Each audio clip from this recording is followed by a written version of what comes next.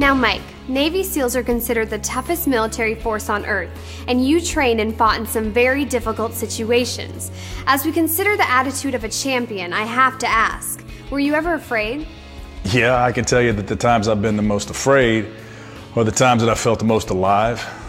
I can remember flying across the wave tops of the Red Sea in a helicopter, fully loaded out with body armor and bullets and grenades and guns and getting ready to go in on an operation.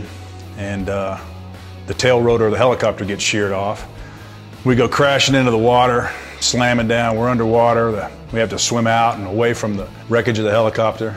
That's a liberating experience.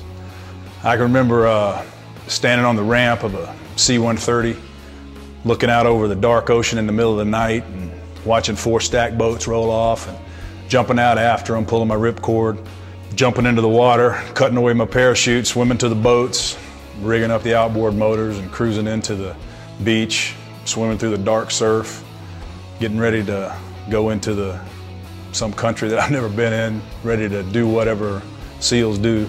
And that'll get your heart pumping a little bit too. So you were afraid?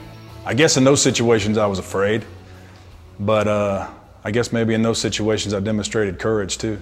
Isn't that a contradiction?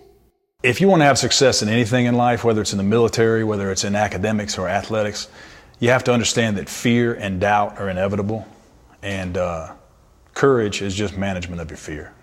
That sounds great, Mike. But to be honest, most of our viewers have never been in a combat situation.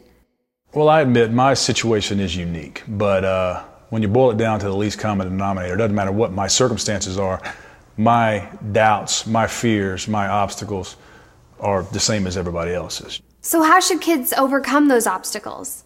You have to welcome the fear, if that's possible. You have to be encouraged by the obstacles. Whenever I skydived, I would get a really dry mouth. My palms would sweat, my heart would race, my knees would get weak.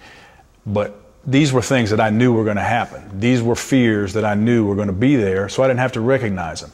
All I had to do in that situation is take a deep breath, take a step back, and realize every detail of every successful jump, and it would calm me down. With that being said, everybody's had an obstacle to overcome in their lives. You have, I have, whether it's maneuvering through a war-torn city, passing a test, making a team. We've all had these obstacles to overcome in our lives. The best way to overcome an obstacle is to remember your successes. Remember every detail of what you had to do. How hard did you have to work? How did you feel while you were working? What was your preparation like? When you do this, it enables you to manage the fear, manage the doubt, overcome these obstacles.